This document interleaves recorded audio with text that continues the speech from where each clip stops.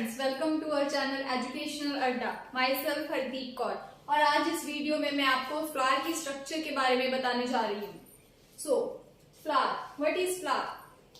आपको पता है जो फ्लावर है वो प्लांट का एक रिप्रोडक्टिव पार्ट है, ठीक है। और जो भी प्लांट में रिप्रोडक्शन हो रही है, मल्टीप्लीकेशन हो रही है, वो फ्लावर की हेल्प से ही हो रही है। Flower is the reproductive part of a plant. तो आज हम इसकी स्ट्रक्चर जो है उसको डिस्कस करेंगे।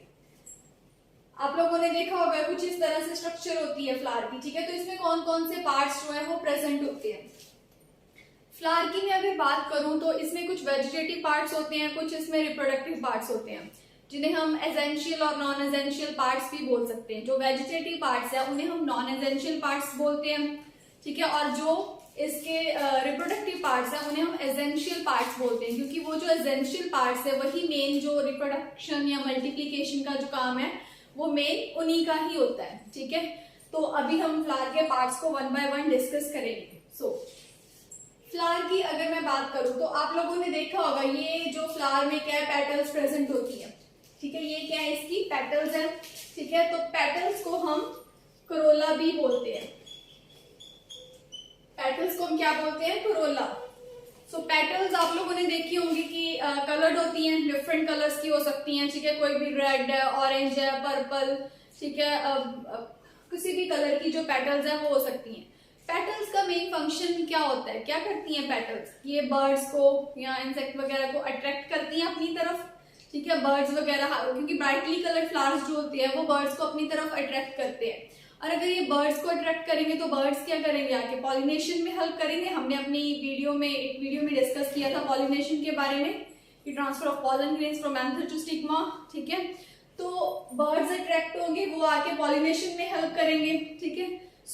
इसकी वजह से जो पेटल्स है वो ब्राइटली कलर्ड होती है, ठीक है, ताकि ये बर्ड्स वगैरह को अपनी तरफ अट्रैक्ट कर सके। इनका मेन फंक्शन क्या है? अट्रैक्शन, ठीक है, अट्रैक्शन ऑफ बर्ड्स। साथ ही साथ क्या है कि ये जो अंदर एसेंशियल पार्ट्स है, रिप्रोडक्टिव पार्ट्स है, उनको प्रोटेक्ट करने में भी हेल्प करती है, ठीक है। दूसरा इसका जो पार्ट है दैट इज सेपल्स। जो ये कलर्ड वाली पेटल्स है उनके नीचे आप लोगों ने ये कुछ ग्रीन कलर की स्ट्रक्चर्स देखी होंगी, है ना। छोटी छोटी पत्तियां सी होती है ग्रीन कलर की, इन्हें हम सेपल्स बोलते हैं, ठीक है। और इन्हें हम केलेक्स भी बोल सकते हैं, ठीक है। ये जो केलेक्स है ये ग्रीन कलर की होती है, ठीक है, थोड़ी छोटे साइज की होती है। इनका मेन क्या काम होता है कि जो बर्ड है उसको प्रोटेक्ट करना। कोई भी फ्लावर है जब वो बर्ड कंडीशन में प्रेजेंट होता है तो उसके बाहर ग्रीन कलर की वो पत्तियां सी प्रेजेंट होती है, ठीक है। तो वो क्या है? सेपल्स है, वो बर्ड को प्रोटेक्ट करके रखती है, ठीक है। ये है non essential parts, petals, sepals, ये जो है मेन ये नॉन एसेंशियल पार्ट्स में आ जाते हैं, ठीक है। ये वेजिटेटिव पार्ट्स है फ्लावर के। और ये जो नीचे बेस है ये थोड़ा एक्सपेंडेड सा, स्वोलन सा जो पार्ट होता है यहाँ पे, है ना, इसको हम रिसेप्टेकल बोलते हैं। और ये जो स्टॉक है, ये जिसकी वजह से ये जो फ्लावर है वो स्टेम वगैरह के साथ, है ना, ब्रांच के साथ अटैच होता है, तो ये स्टॉक को हम क्या बोलते हैं? पेडिसल, ठीक है। ये जो है ये नॉन एसेंशियल या वेजिटेटिव पार्ट्स आ गए, ठीक है। अभी हम डिस्कस करेंगे फ्लावर के जो मेन एसेंशियल पार्ट्स होते हैं, जिन्हें हम रिप्रोडक्टिव पार्ट्स बोलते हैं, ठीक है। अभी हम उनके बारे में डिस्कस करेंगे। रिप्रोडक्टिव पार्ट्स की मैं अगर बात करूं तो सबसे पहले हम बात करेंगे कि ये जो फीमेल रिप्रोडक्टिव पार्ट होता है फ्लावर के अंदर, ठीक है। कोई भी फ्लावर है उसके अंदर जो फीमेल रिप्रोडक्टिव पार्ट होता है ना, उसे हम कार्पेल बोलते हैं, ठीक है। और हम में से गाइनोशियम और पिस्टिल भी बोलते हैं, ठीक है। ये क्या है? Female reproductive part. तो ये फ्लावर का फीमेल रिप्रोडक्टिव पार्ट है, ठीक है। तो इसमें क्या क्या प्रेजेंट है? गाइनोशियम जो है, देखो, एक तो इसमें जो सबसे ऊपर टिप के ऊपर जो थोड़ा सा स्वॉलन पार्ट होता है, ठीक है, ये वाला, ये रिसेप्टिव पार्ट है, ठीक है। इसे हम स्टिग्मा बोलते हैं। क्या बोलते हैं इसे हम? स्टिग्मा। स्टिग्मा का क्या मेन फंक्शन होता है कि जब मैंने बोला कि पॉलिनेशन में क्या होता है कि एंथर्स जो पॉलन ग्रेन्स हैं वो ट्रांसफर होते हैं एक फ्लावर के एंथर से दूसरे फ्लावर के स्टिग्मा पर। तो ये जो स्टिग्मा है ये क्या करता है? पॉलन ग्रेन्स को रिसीव करता है। ये रिसेप्टिव पार्ट है, टिप पे प्रेजेंट होता है और ये पॉलन ग्रेन्स को रिसीव करता है, ठीक है। फिर स्टिग्मा के बाद क्या आ जाता है? स्टाइल। स्टाइल क्या है, ये एक तरह की थ्रेड लाइक स्ट्रक्चर है, थोड़ी इलॉन्गेटेड होती है, थ्रेड लाइक स्ट्रक्चर है और ये ओवरी वगैरह को स्टिग्मा के साथ कनेक्ट करने में हेल्प करती है। और जो पोलन ग्रेन्स यहाँ पे आके लैंड करते हैं ना, वो फिर ये स्टाइल के थ्रू होके ही आगे जाके ओवरी तक पहुंचते हैं, ठीक है। देन ओवरी के बाद सॉरी स्टाइल के बाद यहाँ पे क्या आ जाता है हमारे पास, ओवरी, ठीक है।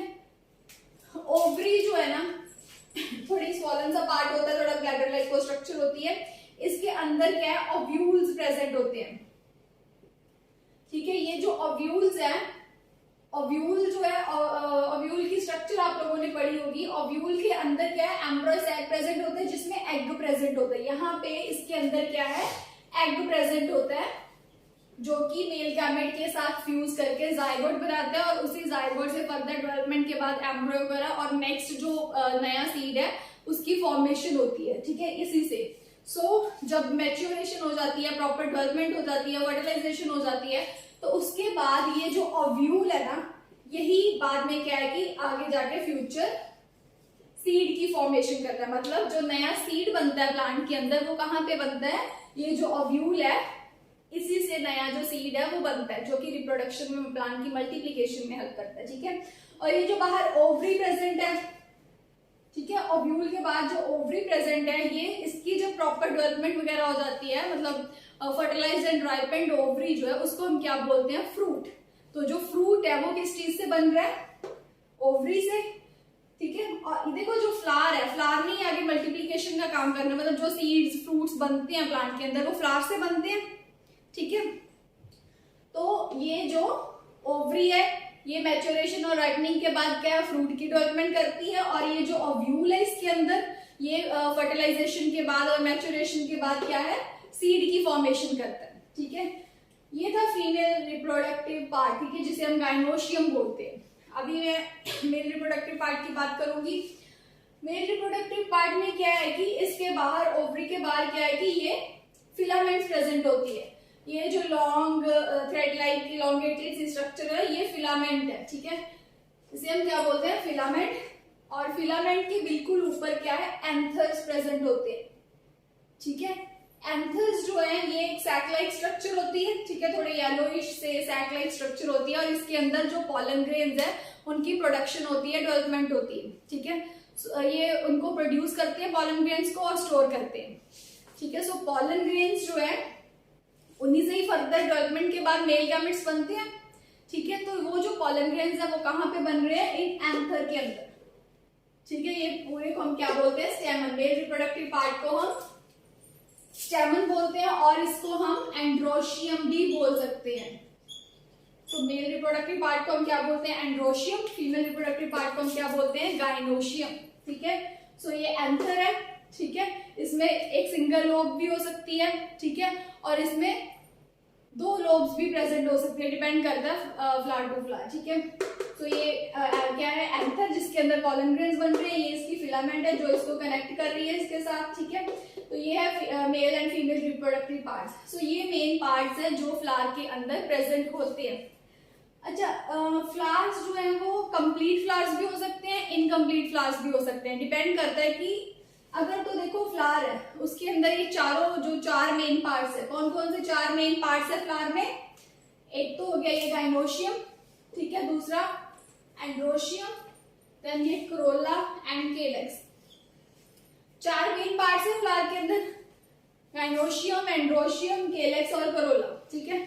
अगर तो ये चारों के चारों पार्ट्स फ्लावर के अंदर प्रेजेंट है तो वो जो फ्लावर है वो कंप्लीट फ्लावर होगा, ठीक है। लेकिन अगर बाय चांस इनमें से कोई भी एक जो पार्ट है वो एब्सेंट है, वो फ्लावर के अंदर प्रेजेंट नहीं है, तो उस फ्लावर को हम इनकम्प्लीट फ्लावर बोलेंगे, ठीक है।